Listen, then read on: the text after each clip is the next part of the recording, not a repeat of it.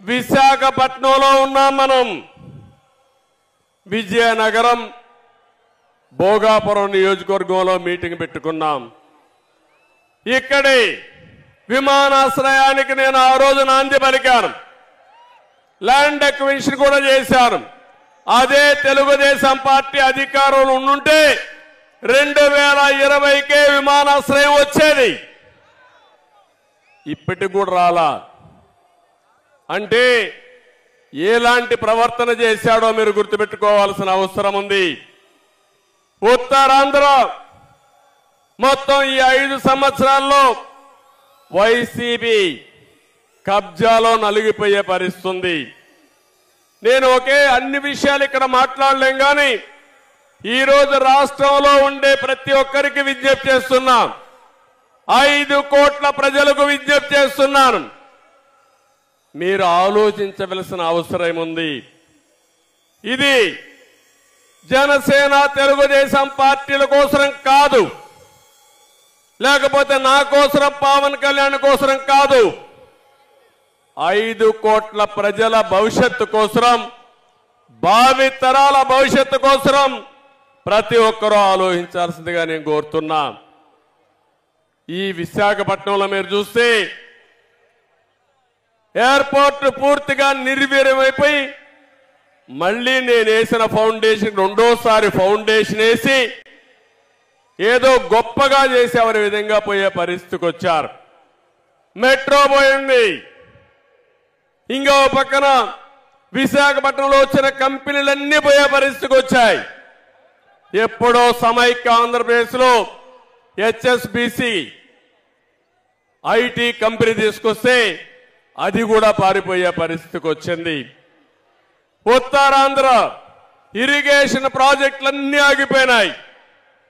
నేను అడుగుతున్నా ఈ ముఖ్యమంత్రిని, ఈ కొండ ప్రజానీకాన్ని, ఈరోజు మీరందరూ ఒకసారి చూస్తే ఈ ప్రభుత్వం వచ్చిన తర్వాత ఉత్తరాంధ్రలో అభివృద్ధి ఆగిపోయింది. ఎక్కడికక్కడ కబ్జాలు పెరిగిపోయినాయి, సెటిల్మెంట్లు పెరిగిపోయినాయి. మెడ మీద కత్తి పెట్టి ఆస్తులు బలవంతంగా రాసుకున్నారంటే ఎంత బాధాకరమో ఆలోచించండి. నా జీవితంలో చాలా సంవత్సరాలు రాజకీయాలు చూశాను, కానీ ఎప్పుడు కూడా సమైక్య ఆంధ్రప్రదేశ్లో కూడా ఇంత అరాచకాలు జరగలేదు. అలాంటి అరాచకాలు ఈ విశాఖపట్నంలో జరిగాయి. ఒకప్పుడు విశాఖపట్నం ఆర్థిక రాజధాని, ఈరోజు ఈ విశాఖపట్నం గంజాయి రాజధానిగా మారిపోయిందంటే ఏమనాలో మనమే ఆలోచించుకోవాల్సిన అవసరం ఉంది. ఒక బాధాకరమైన సంఘటన. విశాఖ అంటే ఎప్పుడూ నాకు అత్యంత ప్రీతి ప్రాంతమైన నగరం, ప్రాంతం. దానికి కారణం ఉదుహుదు వస్తే ఉద్దు క్రాసగాకు మనిపోయింది. నేను ఇక్కడికి వచ్చి 10 రోజులు ఇక్కడుండి ప్రజల సహకారంతో విశాఖకు ముందు, ఉదుహుదు ముందు, ఉదుహు తర్వాత ఏ విధంగా ఉందో నిర్మాణం చేసిన పార్టీ తెలుగుదేశం పార్టీ. సహకరించిన ప్రజానీకం ఈ విశాఖపట్నం వాసులని చెప్పి కూడా నేను మీకు తెలియజేస్తున్నా. ఈరోజు ఇంకొక విషయం మీరు ఒకసారి గుర్తుపెట్టుకోవాలి. రివర్స్ పాలన ఉన్నాడు, విధ్వంస పాలనకు నాంది పలికాడు. ఇంత మునిపే మిత్రులు చెప్పారు, కక్ష సాధింపులు, విధ్వంసాన్ని చేయడం, మంచి చేయడం చేత కాకపోతే గమ్మునుంటే నష్టం రాదు, కానీ కావాలని విధ్వంసం చేసుకుంటూ వస్తే ఏం జరుగుతుందో బెస్ట్ ఎగ్జాంపుల్ ఆంధ్రప్రదేశ్.